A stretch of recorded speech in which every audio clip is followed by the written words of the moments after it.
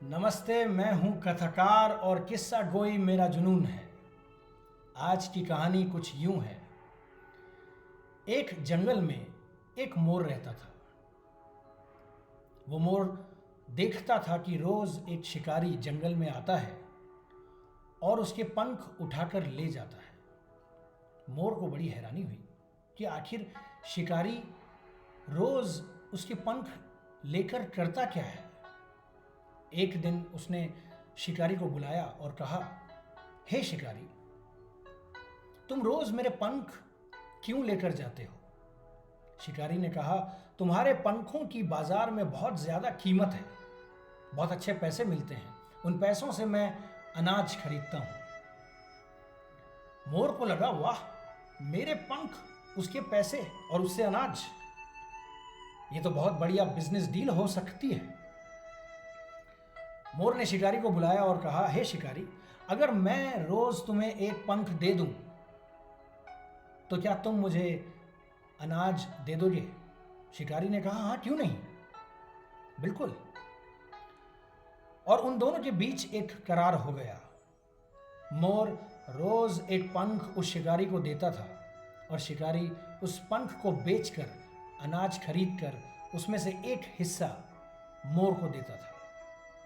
मोर को मजा आने लगा। रोज मुफ्त में आराम से घर बैठे अनाज मिल जाता था। एक दिन जब शिकारी आया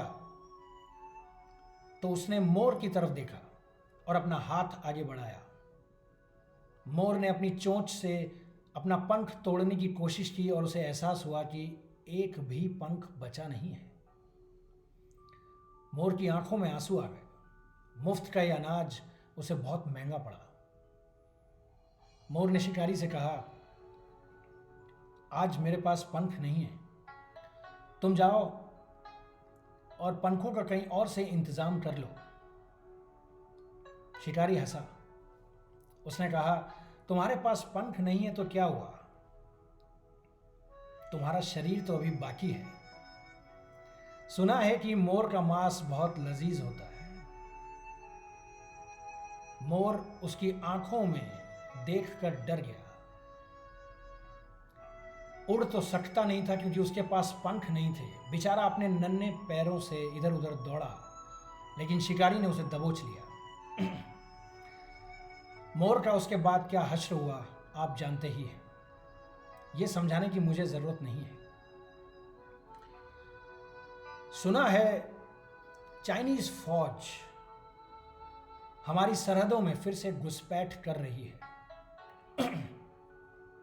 कई वीडियो वायरल हुए हैं जिसमें दिखाया गया है कि कैसे हमारी फौज और चाइनीज फौज के बीच भिड़ंत हो रही है। दोस्तों, हम में से कई लोग ये सोचते हैं कि ये तो फौज का मामला है, हम उसमें क्या कर सकते हैं। जब चाइनीज फौज अपनी सीमाएं पार कर, उल्लंघन कर उन मर्यादाओं का हमारी सीमाओं में प्रवेश करेगी, तब हमारी फौज उसका मुंह तोड़ जवाब देगी। लेकिन दोस्तों, ये समय है जब हम अपनी फौज की सहायता कर सकते हैं। चाइना का तकरीबन 30 से 35% बिजनेस हिंदुस्तान से चलता है। अगर हम चाइनीज सर्विसेज को, उनकी कमोडिटीज़ को, उनकी चीज़ों का इस्तेमाल बंद कर दें तो चाइना को बहुत बड़ा झटका लगेगा। आप सोच रहे होंगे कि मैं चाइना के खिलाफ क्यों हूं। मैं आपको बता दूं, मैं चाइना के नागरिकों के खिलाफ नहीं हूं, लेकिन मैं ये जानता हूं कि चाइना के नागरिक एक ऐसी सरकार के नीचे हैं जहां पर वो अपनी आवाज बुलंद नहीं कर सकते। आज चाइना में जो गवर्नमेंट है, जो सरकार है, वो एक कम्युनिस्ट सरकार है और ये कम्युनिस्ट सरकार 1949 में एस्टेब्लिश हुई थी।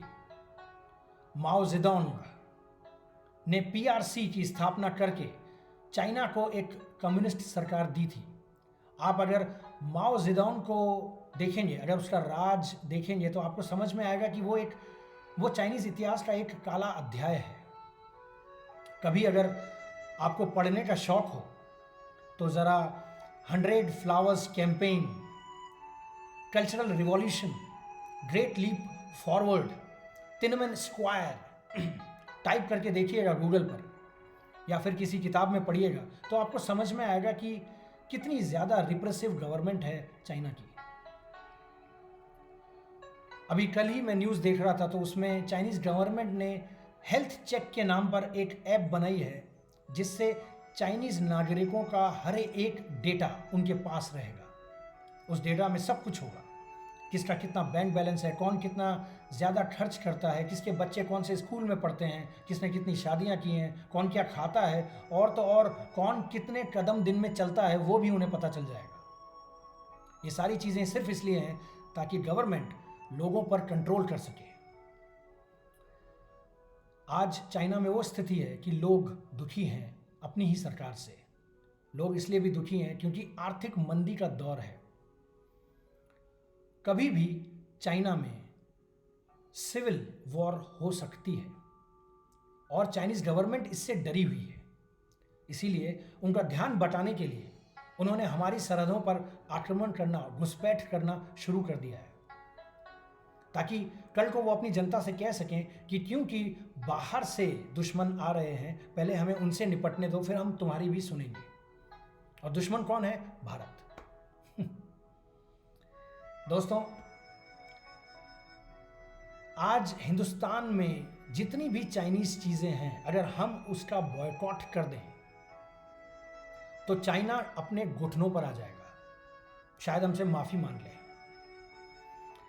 अगर हम टिकटॉक जैसे ऐप्स यूज न करें, अगर हम चाइनीज गुब्बारे, चाइनीज पिचकारियां, चाइनीज पतंगे, चाइनीज खाना, जो भी बाहर चाइना से आ रहा है, अगर हम उसे मना कर दें तो हम अपने सैनिकों की मदद ही करेंगे। याद रखिएगा, हर वो पैसा जो आप चाइनीज कंपनियों में डालते हैं वो पैसा चाइना जाता है और उसी पैसे से बंदूक की वो गोली आती है जो हमारे फौजी अपने सीने पर झेलते हैं। तो दोस्तों, आपसे एक विनती करता हूं, आज के बाद आप भी एक वॉरियर बनिए। ये समझिए कि हम वो मोर हैं जो जंगल में नाच रहे थे और शिकारी के साथ हमने बिजनेस डील किया। ऐसा ना हो कि एक एक पंख हम उन्हें देते जाएं और एक दिन यही शिकारी हमारी गर्दन पर तलवार रख दे और हमारा मांस नोच खाए। इसलिए साथियों, आपसे ये विनती है कि आप हिंदुस्तान को एक सक्षम देश बनाइए, आत्मनिर्भर बनिए। जो भी हिंदुस्तान में पैदा होता है उसे इस्तेमाल कीजिए और चाइना पड़ते ही उस चीज़ को फेंक दीजिए, बहिष्कार कीजिए।